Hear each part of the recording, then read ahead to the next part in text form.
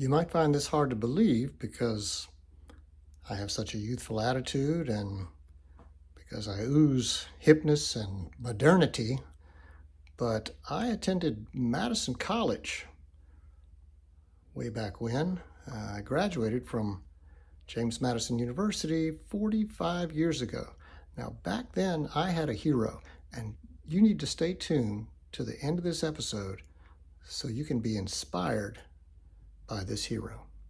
All right, let's go.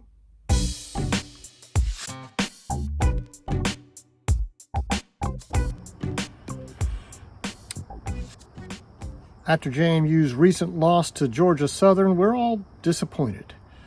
We're all hurting. But before we turn JMU Nation into Commiseration Nation, let's take a look at a couple of bright spots. First one, the JMU defense leads the country in turnover margin, total takeaways, and interceptions. A couple of notable interceptions happened last weekend. The first one was made by, brace yourself, a defensive lineman. Emmanuel Bush is 315 pounds of uber athletic fury. He brings the heat, so let's call him Emmanuel Burning Bush. Keep an eye on this guy. He's fun to watch, even when he's not intercepting passes. Another bright spot was the play of defensive back DJ Barksdale. His ferocious style and tremendous hits are like music to my ears, so I call him D-Jam Master J. Barksdale. His second half pick six got the Dukes fired up for a while. What went wrong against Georgia Southern? Well, you're asking the right person because I am nothing if not a football expert. Seems to me our offense did not perform up to its potential. The Georgia Southern defense had a lot to do with that. They repeatedly sent extra rushers who put a lot of pressure on our quarterback. You might say AB3 was undone by WW2. Here's what I mean. Sending extra defenders to tackle the quarterback is called blitzing. The word blitz comes from the German word Blitzkrieg, which was popularized by the Nazis during WW2. That's what they called the aerial bombing campaign against British cities. The Brits were battered and broken during the Blitzkrieg, but they never backed down. Their coach at the time, Prime Minister Winston Churchill, gave a memorable speech that rallied the citizenry and the troops. It went a little something like this. We shall not flag nor fail, we shall go on to the end of the season. We shall fight from first down to touchdown. We shall fight with growing confidence on the ground and growing strength in the air. We shall defend our name and reputation, whatever the cost may be. And Mr. Churchill finished with a flourish, the famous words we all remember. We shall fight on the beaches, we shall fight on the landing grounds, we shall fight in the fields and in the streets, we shall fight in the hills, we shall never surrender. Very well said, Coach Churchill. And just like the Brits, despite some setbacks, our JMU Dukes will go on fighting. And that's one reason I'm very much looking forward to this Saturday's homecoming game. For homecoming, our JMU Dukes will entertain the Golden Eagles from the University of Southern Mississippi. Southern Miss has been playing football for more than a century. They've been to 25 bowl games, but this year they're a little down.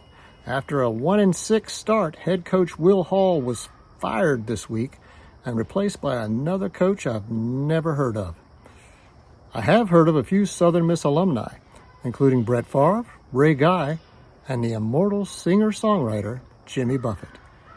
In Mr. Buffett's honor, and to make our guests feel at home, we should turn the JMU homecoming tailgate scene into something like Margaritaville, where we can grill a few cheeseburgers in paradise. And while we're at it, why don't we get drunk and chew? We interrupt this episode for a very special edition of Hokie Corner. This week's guest is a real coup. His name is Charlie from RVA, and he is a longtime, big-time Hokie supporter. Charlie had a lot of just wonderful insights about Virginia Tech and their latest run of success. Unfortunately, I trusted Scott, the producer, to interview Charlie, and Scott forgot to hit record. I apologize, Charlie. We're going to try to do our best to get you on later in the season, and don't you worry, Scott will be punished. Let's get back to our show. Like I said, I am very much looking forward to homecoming this weekend, where I will be joined by JMUtube subscription recruitment manager Tim from Nova. Tim and I go way back. We work very well together, and I know him as a serious and purposeful person. Speaking of subscribers, we're pausing the recruitment campaign this week. I know, that's surprising. But you see, last week we were flooded with new subscribers. So we're taking a hard look at the JMUtube staffing model. Got to make sure we can give every loyal subscriber the quality TLC they deserve.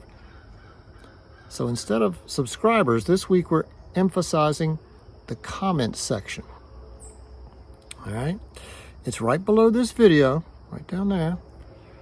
And if you have something to say, whether it's positive or very positive or extremely positive, I want you to put it in the comments section. I will make every effort to personally respond to you with either a clever emoji or a generic thumbs up. Okay, and of course, negative comments will be referred to Scott, the producer. I know you want the Mighty Oz prediction, because I've been right far more often than I've been wrong. Well, this one's a tough one, because I honestly don't know which version of JMU's offense is going to show up. But I'm counting on that packed Purple Mountain Majesty Stadium. We got another sellout crowd to lift our Dukes and inspire them to victory. I am predicting a score of JMU, 36, Southern Miss 16. Look, I know we're not used to losing as JMU fans. Right now, things might seem a little dark. But you've made it till the end of this episode, so thank you. And I want you to prepare to be inspired by the words from my hero. Now remember, when things look bad, and it looks like you're not going to make it, then you got to get mean. I mean plumb mad dog mean. Because if you lose your head and you give up, then you neither live nor win. That's just the way it is. That's just the way it is, JMU Nation.